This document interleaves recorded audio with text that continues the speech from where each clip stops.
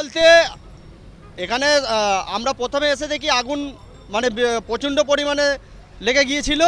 এবার সেই মুহূর্তে দেখি এখানে রানাকেট টেলিকমের যে পাশে বিল্ডিং রয়েছে, এই বিল্ডিং থেকে 5 জন ব্যক্তি, যেখানে 2 জন মহিলা এবং 3 জন পুরুষ, নিজের পানের জন্য বাঁচাও বাঁচাও করে চিৎকার করছিল।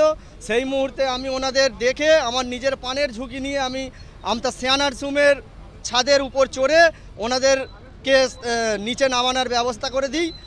এখন অনেকটাই আগুন নিয়ন্ত্রণ হয়ে গেছে। দমকলের ফায়ার ব্রিগেডের গাড়ি ইতিমধ্যেই 5খানা পৌঁছেছে, আরও গাড়ি আসছে। আমতা থানার প্রশাসনও এসে উপস্থিত হয়েছে।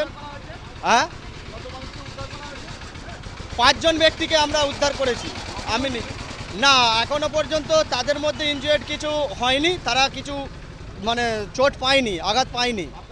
আমার নাম রমেশ দলুই। আমি তদন্ত করে এটাকে দমকল ড্রাইভার বেশি রিপোর্ট দেবে।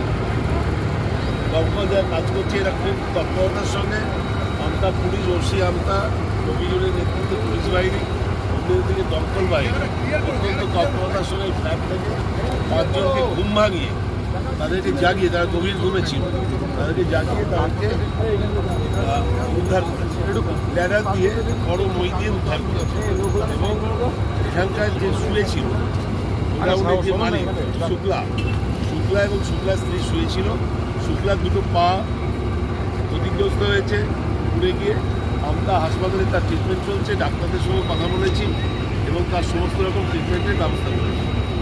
এবং এটা খুব দুর্ভাগ্যজনক, যে কোনো কারণে এটা সবচেয়ে বড় গোডাউন, এখানে উপযুক্ত অগ্নি নির্বাপনের এবং নিরাপত্তার এরকম অ্যারেঞ্জমেন্ট ছিল কিনা সেটাও খতিয়ে দেখবে পুলিশ প্রশাসন, দমকল প্রশাসন এবং একই সঙ্গে আমাদের ফরেন্সিক এক্সপার্ট।